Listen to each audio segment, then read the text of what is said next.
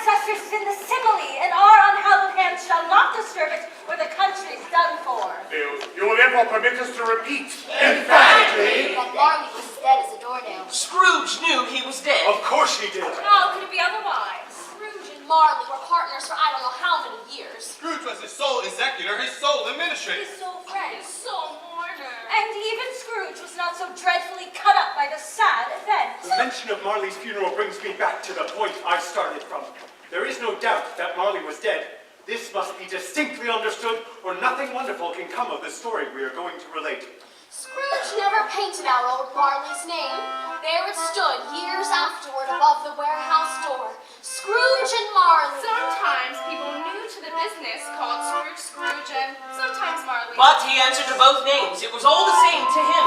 Oh, but he was a tight-fisted hand at the grindstone. Scrooge! A squeezing, wrenching, grasping, scraping, clutching, covetous old sinner. Hard and sharp as flint, from which no steel had ever struck out a generous fire. Single and self-contained. Solitary as an oyster. No warmth could warm, no wintry weather could chill him.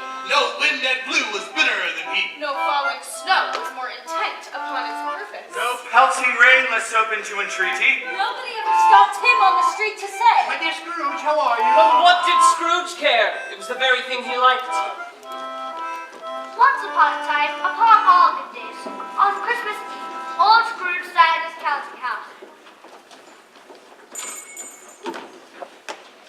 Merry Christmas to you, Uncle. God save you. It was the voice of Scrooge's nephew, who came upon him so quickly it was the first intimation he had of his approach. Bah humbug! Christmas a humbug? You don't mean that, I'm sure. I do. Merry Christmas. What right have you to be merry? What reason do you have to be merry? You're poor enough. Oh, come then. What right have you to be dismal? What reason have you to be morose? You're rich enough. Bah humbug! Don't be cross, Uncle. What else can I be when I live in a world of fools such as this? Merry Christmas. Out upon Merry Christmas. What's Christmas time to you but a time for paying bills without money and a time for finding yourself a year older and not an hour richer? If I could work my will, every idiot who went around with Merry Christmas on his lips should be boiled with his own pudding and buried with a stake of holly through his heart. He should. Uncle. Nephew, keep Christmas in your way and let me keep it in mine. Keep it. But you don't keep it, Uncle. Well, let me leave it alone then. Much good may it do you, much good has it ever done you. There are many things from which I have derived good, by which I have not profited, I dare say. Christmas among the rest. But I am sure that I have always thought of Christmas time when it comes around as a good time. As a kind, forgiving, charitable, pleasant time. Why, the only time that I know of in the long calendar of the year when men and women seem by one consent to open their shut-up hearts freely, and to think of people below them as if they really were fellow passengers to the grave, and not another race of creatures bound on other journeys. And therefore, Uncle, though it has never put a scrap of gold or silver in my pocket, I believe it has done me good, and will do me good, and I say, God bless it! Let me hear another sound from you, and you'll keep your Christmas by losing your situation. Your quite a powerful speaker, sir. I wonder you don't go into Parliament. Don't be angry, Uncle. Come, dine with us tomorrow. I would see you in... Yes, indeed he did. Scrooge told his nephew you will see him in that extremity. First, But why? Why? why did you get married? Because I fell in love. Because you fell in love. Good afternoon. Nay, Uncle, but you never came to see me before that happened. Why give it as a reason for not coming now? Good afternoon. I want nothing from you. I ask nothing of you. Why cannot we be friends? Good afternoon. I am sorry with all my heart to find you so resolute. We have never had any quarrel to which I have been a party, but I made the trial in homage to Christmas, and so I will keep my Christmas humor to the last. So a Merry Christmas, Uncle, Good afternoon. and a Happy New Year! Good afternoon! And there's another fellow, my clerk. 15 shillings a week and a wife and family talking about Merry Christmas. Ugh, I'll retire to Bedlam. Merry Christmas! Scrooge and Marley's, I believe. Have I the pleasure of addressing Mr. Scrooge or Mr. Marley? Mr. Marley has been dead these 7 years. He died 7 years ago this very night. We have no doubt his liberality is well represented by his surviving partner. At this festive time of year, Mr. Scrooge, it is more than usually desirable that we make some slight provision for the poor and destitute, who suffer greatly at the present time. Many thousands are in want of common necessaries. Hundreds of thousands are in want of common comfort, sir. Are there no prisons? Plenty of prisons. And the union workhouses are still in operation? They are, still I wish I could say they were not. And the treadmill and poor law still in full vigor then? Oh, very busy, sir. I was afraid from what you said at first that something had occurred to stop them in their youthful course. I'm very glad to hear it. Under the impression that they scarcely furnish Christmas cheer to the mind and body of multitudes, a few of us are endeavoring to raise funds to buy the poor some meat and drink and means of warmth. We choose this year because it is a year and a time of year when abundance is keenly felt. So what can I put you down for? Nothing. You wish to be anonymous. I wish to be left alone. Since you asked me what I wish for, my dear madam, my dear sir, that is my answer. I don't make merry myself at Christmas, and I can't afford to make idle people merry. Many can't go to that awful place, and many Well, would rather die. If they can't do, then they had better die and do it as soon as possible. But It's not my business. It is enough for a man to know his own business and not to interfere with other people's. Mine occupies me constantly. Good afternoon. Seeing clearly that it was useless to pursue their point, the couple withdrew.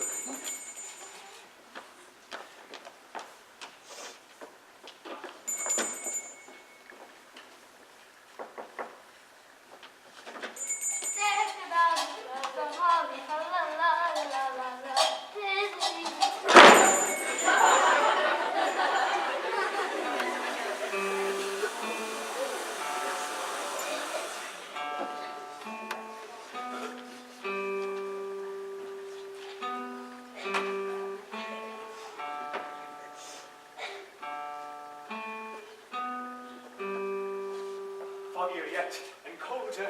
You'll be wanting the whole day tomorrow, I suppose? It's quite convenient, sir. It's not convenient, and it's not fair. Yet if I were to stop half a crown for it, you'd think yourself ill-used, I'll be bound. Yet you don't think me ill-used when I pay a day's wages for no work. It's only once a year, sir.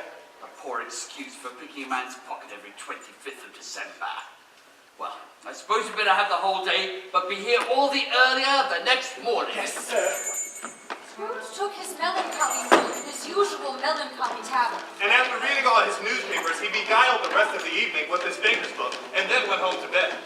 He lived in chambers which had once belonged to his deceased partner, Jacob Marley. They were a gloomy suite of rooms and a flowering pile of buildings up a dreary yard. Nobody lived in it but Scrooge, the other rooms being all let out as offices. The yard was so dark that even Scrooge, who knew its every stone, was fain to grope with his hands. Now it was a the fact that there was nothing at all particular about the knocker on the door. Except that it was very large. Mummy!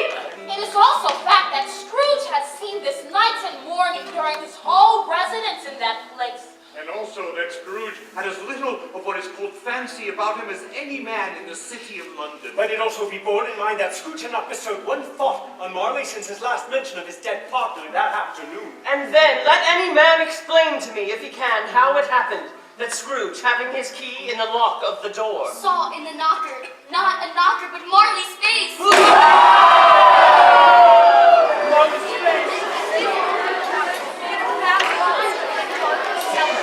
a creature set in a horror beyond its control. The sound of the door resounded to the house like thunder. Every house above and every cask in the wine merchant's cellar below Appeared to have a separate peal of echoes of its own. Sitting room, bedroom, lumber room, all as they should be. Nobody under the table, Nobody under the sofa. Small fire under the grate. and the spoon and basin ready, and the little saucepan of gruel on the hob for your cold, sir. Darkness is cheaper. Besides, I like it. Well, good night, sir. Good night, Mr. Scrooge. Tonight, Mr. Scrooge, and Merry Quarrel!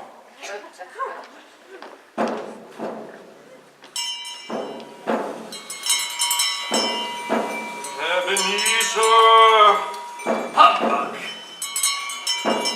Ebenezer! Ain't humbug still!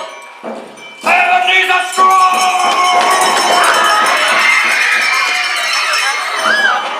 I know! What do you want of me? What? Who are you? Ask me who I was. Who were you then? You are particular to a shade, for a shade. In life, I was your partner, Jacob Marley. You don't believe in me. I don't. What evidence would you have of my reality beyond that of your own senses? Because a little thing affects them. A slight disorder of the stomach makes them cheats. You may be an undigested bit of beef, a blot of mustard, a crumb of cheese, a fragment of underdone potato. There's more of gravy than a grave about you, whatever you are. You see that toothpick? I have but to swallow it and be for the rest of my days persecuted by a legion of goblins. It's humbug, I tell you. Humbug! Mercy, dreadful apparition, why do you trouble me? Man of worldly mind, do you believe in me or not? I do, I must. But why do spirits walk the earth? Why do they come to me? It is required of every man that the spirit within him should walk forth among his fellowmen and travel far and wide. And if the spirit walk not forth in life, it is content to do so after death. It is doomed to wander the world and witness what it cannot share, but might have shared on earth and turned to happiness. You are fed with chains. Tell me why. I wear the chain I forged in life. I made it. Link by link and yard by yard. Is its pattern strange to you? Or would you know the weight and length of the strong coil you bear yourself? It was as heavy as this 7 Christmas Eves ago. You have labored on it since. Yours is a ponderous chain. Oh, Jacob Marley, tell me more. Speak comfort to me. I have none to give. It comes from other regions, Ebenezer Scrooge, and is conveyed by ministers to other kinds of men. A very little time is permitted me. I cannot rest. I cannot stay. I cannot linger anywhere. In life, my spirit never walked beyond our counting house. Mark me. In life, my spirit never walked beyond the narrow limits of our money-changing home. Now weary journeys lie before me. He is dead and traveling all the time. The whole time? No rest? incessant torment and remorse. You were always a good man in business, Jacob.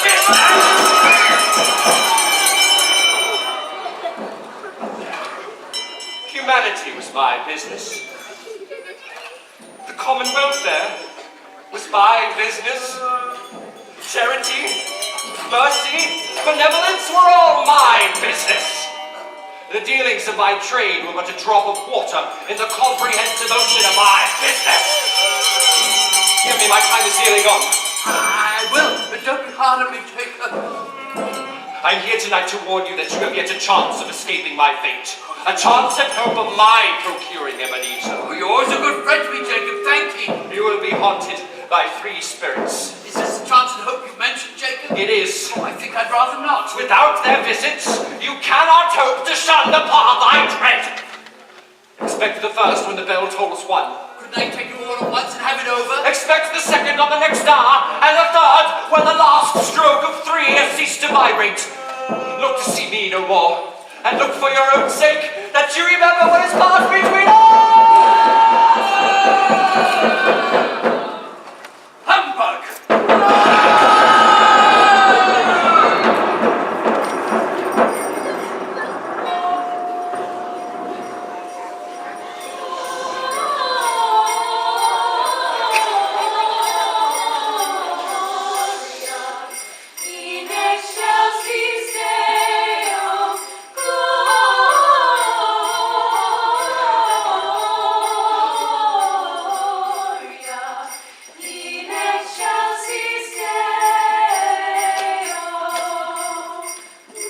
Are you the spirit whose coming was foretold to me? I am. And who and what are you?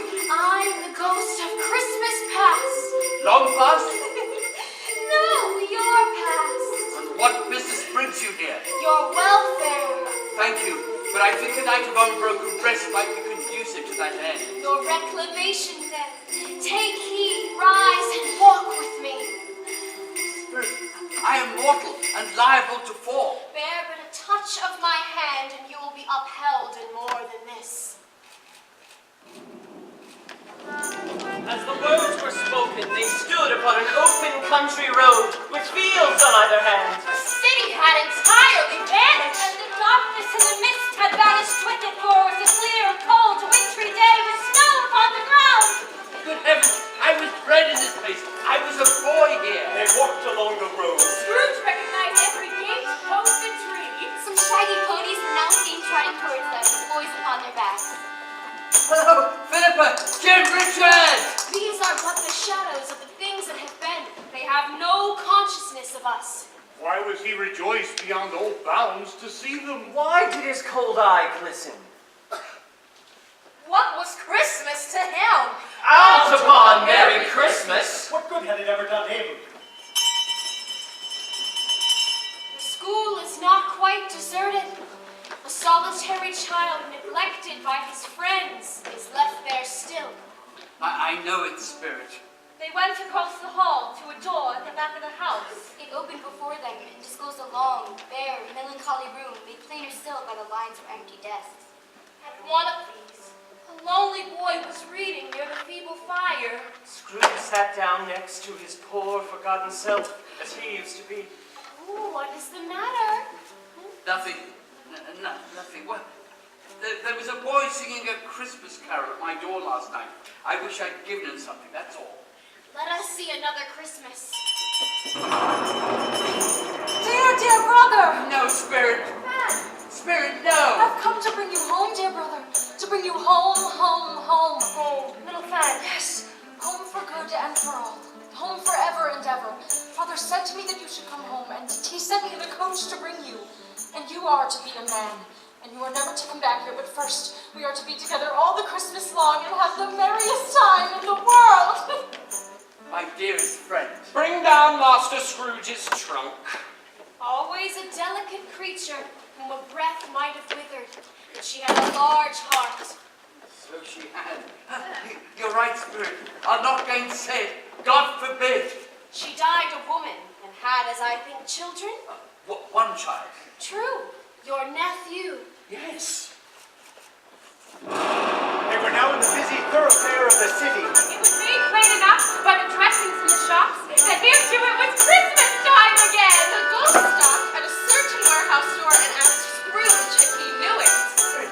Was I apprenticed here?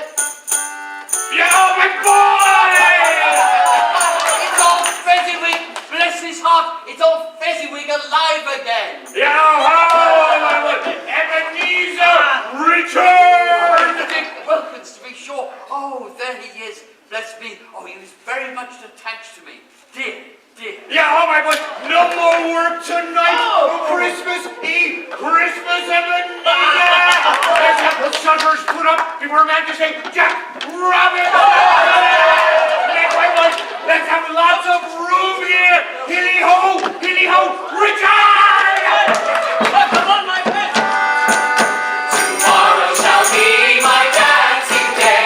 I would my true love did so chance to see the legend of my play. To call my true love to the dance. Sing, oh my love, my love, my love, my love.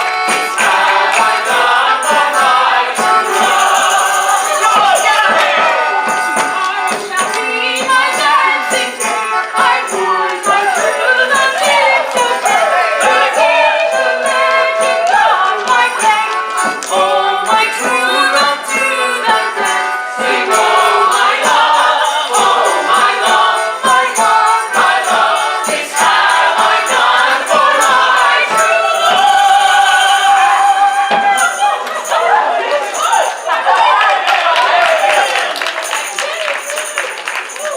A small matter to make these silly folks so full of gratitude.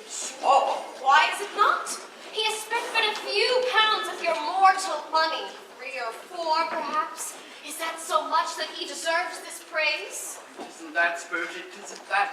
He has the power to render us happy or unhappy, to make our service light or burdensome, a pleasure or a toil. Say his power lies in words and in looks, or in things so slight and insignificant that it's impossible to count them. Then what? The happiness he gives is just as great as if it cost a fortune. What is the matter? Nothing particular. Oh, something, I think. I wish I could have a word or two with my clerk right now, that's all. My time grows short. Quick. Again, Scrooge saw himself. He was older now, a man in the prime of life. He was not alone, but sat by the side of a fair young girl.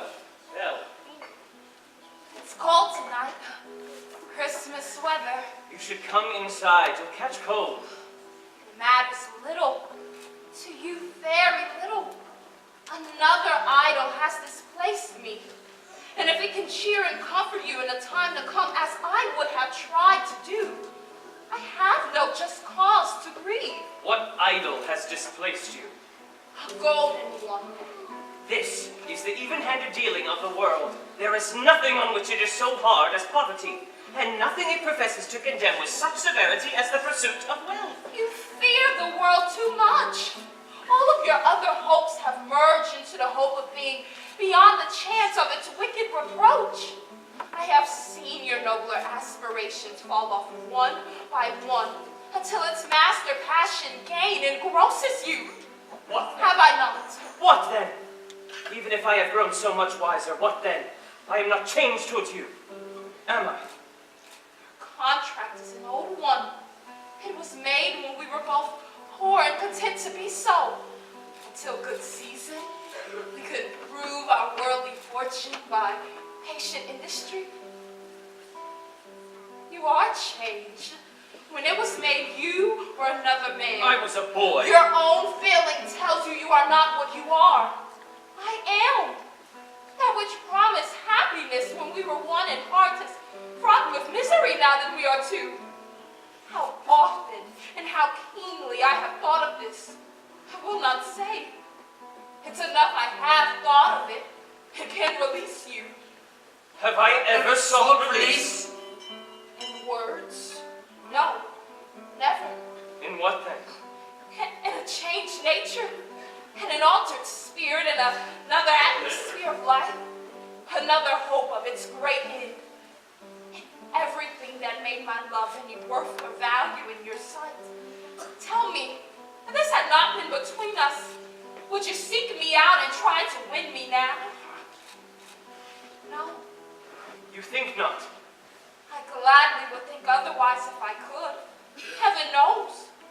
When I've learned a truth like this, I know how irresistible it must be. But if you were free today, tomorrow, yesterday, can I even believe you would choose a dowerless girl? You, who weighs everything by gain. If I thought you'd be false enough to your one guiding principle, I know that your regret and repentance would surely follow. He was about to speak, but with her head turned from him, she resumed. You may. The memory of what is the past makes me hope you will have pain in this for a very, very brief time. And you'll miss the recollection of it gladly as an unprofitable dream from which it happened well that you awoke. May you be happy in the life you've chosen. She left him, and they parted. Spirit, show me no more. Conduct me home. Why did you like to torture me? I told you these were the shadows of the things that have been, that they are what they are. Do not blame me. I cannot bear it.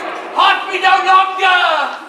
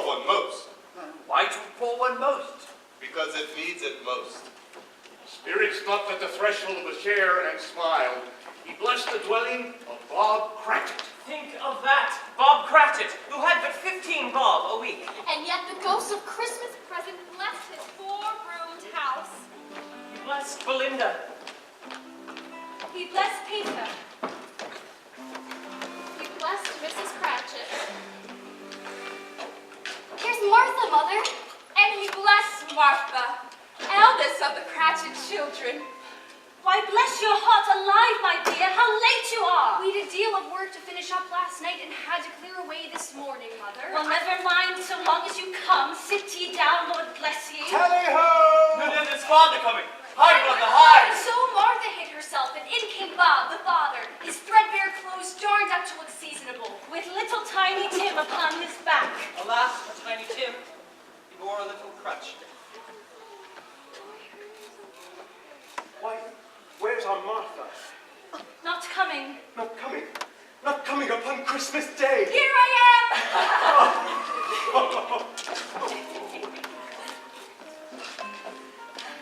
And how did little Tim behave?